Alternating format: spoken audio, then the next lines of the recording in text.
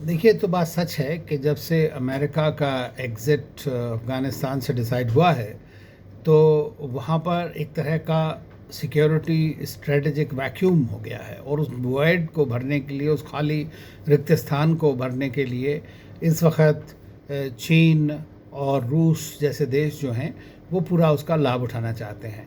और चीन इस बात को, क्योंकि आप जानते हैं 2018 से जब से अमेरिका की और तालिबान की बातचीत हो रही है और 2020 में जब वो एग्रीमेंट भी साइन हो गया, तो ये तो सबको क्लियर था कि अब अमेरिका यहाँ से जाने वाला है। डेट्स की बात थी, कब जाएगा और किस दिन जाएगा, इसका फ़र्क था।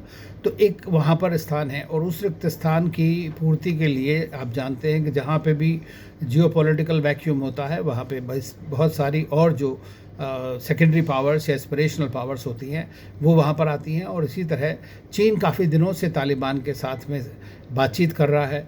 रशिया तालिबान के साथ लगभग 7-8 साल से अच्छी तरह से बात कर रहा है। उनका पुराना एक बड़ी हिस्ट्री है यहाँ पर। जब सोवियत यूनियन के टाइम पे उनको भी अमेरिका की तरह ही इग्नोमिनसली बाहर जाना पड़ा था।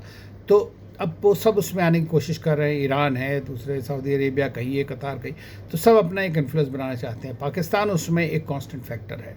तो तालिबान के साथ चीन ने बड़े शुरुआत में ही अपने वो बना लिए, रिश्ते बना लिए। और अभी आपने देखा कि कुछ महीनों पहले उन्होंने जो है मुल्ला बरादर, जो भी उनके शायद प्रेसिडेंट या प्राइम मिनिस्टर बनेंगे, उनको उनसे एक 9 मेंबर डेलीगेशन वहाँ पर गया था, जिसमें वांग यी वहाँ के फॉरेन मिनिस्टर मिले थे। और आगे का सारा खांचा तैयार किया गया कि किस तरह से चीन वहाँ पर अफ़गानिस्तान में कोऑपरेशन करेगा। तो अब इससे तो सीधा चीन ने अब तालिबान के जो रिक्वायरमेंट हैं उसके बारे में कहा है कि वो उनको डेवलपमेंट में, उनको फाइनेंशियल एड में और उनको सिक्योरिटी, इन सब चीज़ों में मदद करेगा।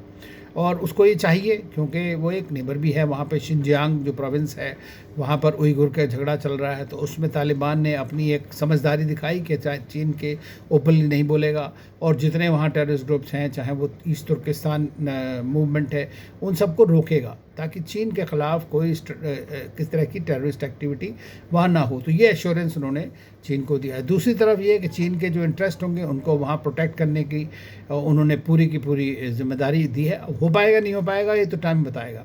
बट अभी इस वक्त चीन जो है वो पूरी तरह उसको एक स्ट्रेटजिक संदर्भ में देख रहा है। देखिए, उनका बेल्ट एंड रोड इनिशिएटिव है, उनका चाइना पाकिस्तान इकोनॉमिक कॉरिडोर है, और अफ़गानिस्तान के अंदर जो खनिज हैं पदार्थ, ख़ास तौर से रेयर अर्थ्स, लिथियम वगैरह, उन सब की $1 ट्रिलियन के करीब करीब लोग कहते हैं वहाँ पे खनिज है। दूसरा, इसकी कनेक्टिविटी, जो स्ट्रेटजिक कनेक्टिविटी पोजीशन है, लोकेशन है, चाहे बिटवीन सेंट्रल एशिया से लेकर मिडिल ईस्ट से लेकर साउथ एशिया तक, ये बहुत इंपॉर्टेंट है उनके लिए।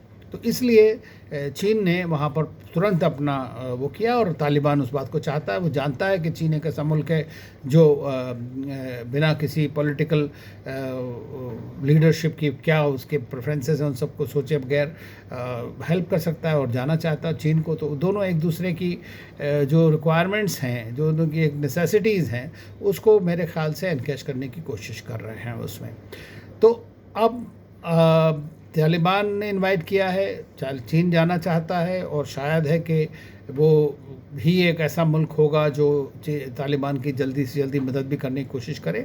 और अगर पहले कंट्रीज़ में रिकॉग्निशन के नाम से आएगा भी तो इसमें कोई बुरी बात नहीं है, या अपने किसी दूसरे कंट्री से उनको रिकॉग्नाइज़ करवा सकते हैं। लेकिन वो भी देख रहे हैं, सारे मुल्क देख रहे हैं क्या होना है। गवर्नमेंट फॉर्मेशन पे डिपेंड करेगा, उनकी क्या पॉसिबिलिटीज़ हैं अंदर, उसके ऊपर डिपेंड करेगा। लेकिन अभी भारत के लिए बिल्कुल स्ट्रैटेजिकली समस्याएं तो उत्पन्न हुई हैं, क्योंकि तालिबान के साथ भारत के कोई संबंध नहीं रहे हैं, और जो पुराने थे वो ज़्यादा मधुर नहीं थे। उसके बारे में हमको मालूम है सबको क्या हुआ था। तो तालिबान के कुछ लोग इस बात को देखते थे कि भारत जो है वो अशरफ गनी कहिए या हामिद करज़ाई, उनकी दूसरी जो अपोजिशन ग्रुप है उसके साथ करता रहा। और ये बात हक्कानी नेटवर्क वालों ने भी और तालिबान के दूसरे स्पोक्समैन ने। बट आज चूँकि तालिबान एक नई तरह की अपने आप को प्रोजेक्शन करने की कोशिश कर रहा है, तो वो ये चाहते हैं कि भारत के साथ ट्रेड भी हो, भारत के साथ में एयर कॉरिडोर्स भी हों, भारत के जो प्रोजेक्ट्स हैं वो चलते रहें वहाँ पर। और उन्होंने ये भी कहा है कि भारत के ख़िलाफ़ हम टेररिस्ट एक्टिविटीज़ नहीं होने देंगे। लेकिन उनका क्या कंट्रोल पाकिस्तान के ऊपर है, उनका क्या कंट्रोल पाकिस्तान बेस्ड ग्रुप्स के ऊपर है, उनका क्या कंट्रोल ISIS खुरासान या अलकायदा के ऊपर है, ये तो बहुत बड़ा क्वेश्चन है। तो मैं नहीं समझता कि वो उनके पास इस तरह की कोई पोटेंशियल है कि वो उस चीज़ को रोक सकें। हाँ, एक्टिवली इन्वॉल्व नहीं हो, ये एक ज़रूर पॉसिबिलिटी हो सकती है। तो भारत इस वक्त ऑलरेडी आप जानते हैं कि हमारे जो एम्बेसडर हैं उन्होंने जो वहाँ स्थानिक ज़ाई हैं उनके हेड ऑफ ऑफिस उनसे बात करी है और वो खुद आए मिलने के लिए, तो एक बड़ी अच्छी बात है। स्टेटमेंट जो तालिबान से आ रहे हैं कश्मीर के हों, वो भारत के लिए फेवरेबल स्टेटमेंट्स हैं। ऐसे में भारत क्या कदम उठाएगा बातचीत, लेकिन सबसे बड़ा कदम आज जो अफ़गानिस्तान को आवश्यकता है, तालिबान और नो तालिबान, वो है कि अफ़गान लोग जो हैं इस ट्रांजिशन पीरियड में बहुत सफ़र कर रहे हैं, ह्यूमैनिटेरियन डिज़ास्टर की कगार पर हैं, तो उसको किस तरह से रोका जाए और उसमें भारत क्या मदद कर सकता है। मैं सोचता हूं कि हमें आगे बढ़ के उनको ह्यूमैनिटेरियन असिस्टेंस प्रोवाइड करना चाहिए।